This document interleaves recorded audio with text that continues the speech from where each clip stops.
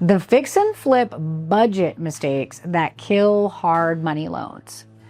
3 budget mistakes, they show up on almost every first-time fix and flip rehab budget that I see. Not occasionally, almost every one. So if you're getting ready to fix and flip a property and you're putting together your first rehab budget, this is the video to watch. Budget mistake number 1, the structural blind spot. Most first-time fix and flip budgets are heavy on cosmetic rehab but light on structure. Look for structural issues in the home and get an engineer involved if you need to.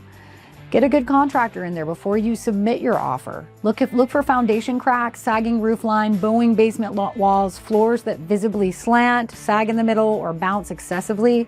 This can indicate failing support joists or beams underneath. And then what about those stair-step cracks in the exterior brick siding?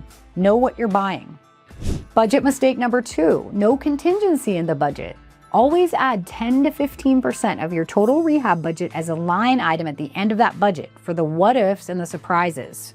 So if you have a $40,000 rehab budget, add a line item for contingency of 10 to 15% or 4 to 6K.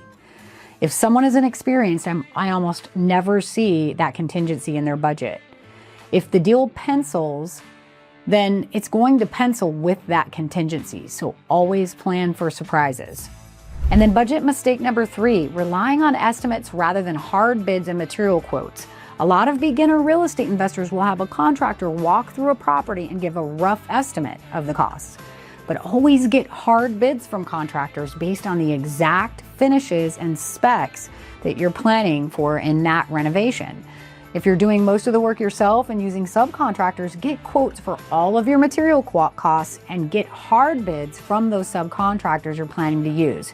And make sure they understand all the specs. For example, if the bathroom is set up for 1 faucet, but you plan to add a double sink vanity, make sure your plumbing contractor's bid reflects the cost of opening up that wall to reconfigure the plumbing for 2 sinks, not 1.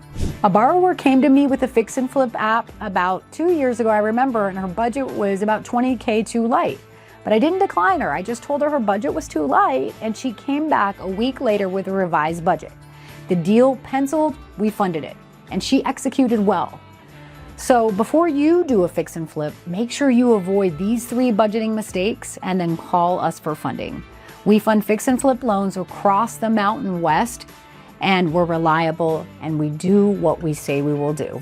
Visit us at highwestlending.com.